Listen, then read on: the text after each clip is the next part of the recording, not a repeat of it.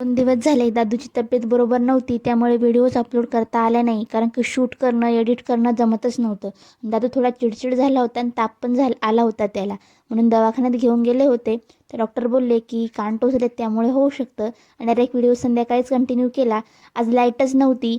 मग स्वयंपाक त्याच्याच पद्धतीने चालू होता. पण थोड्या वेळाने लाईट आली आणि आज नवीन रेसिपी मी बनवणार आहे, पालक आणि डाळ.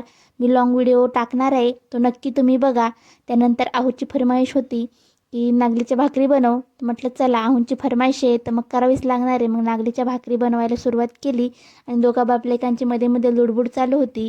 तो थोडा चिडका झालेला आहे आता 2 दिवसामध्ये, त्यामुळे त्याच्या पद्धतीनेच सगळं करावं लागतं. मग सगळा स्वयंपाक पटापट आवरून घेतला, कारण की तो चिडचिड करण्याच्या अगोदर मला सगळा स्वयंपाक बनवून घ्यायचा होता. तर मस्तपैकी डाळ आणि पालक रेडी होतं. मी लाँग व्हिडिओ टाकलेला आहे, नक्की एकदा जाऊन बघून घ्या. त्यानंतर संध्याकाळचं जेवण केलं आणि भांडे घासायला सुरुवात केली. कारण की रात्रीचे भांडे रात्रीच आवरले तर खूप छान वाटतं. तो राडा सकाळी ठेवला तर काम करण्याची अजिबात इच्छा होत नाही. सगळं किचन वगैरे साफ करून घेतलं आणि दादूसोबत थोडीशी मस्ती केली. व्हिडिओ आवडला तर नक्की सबस्क्राईब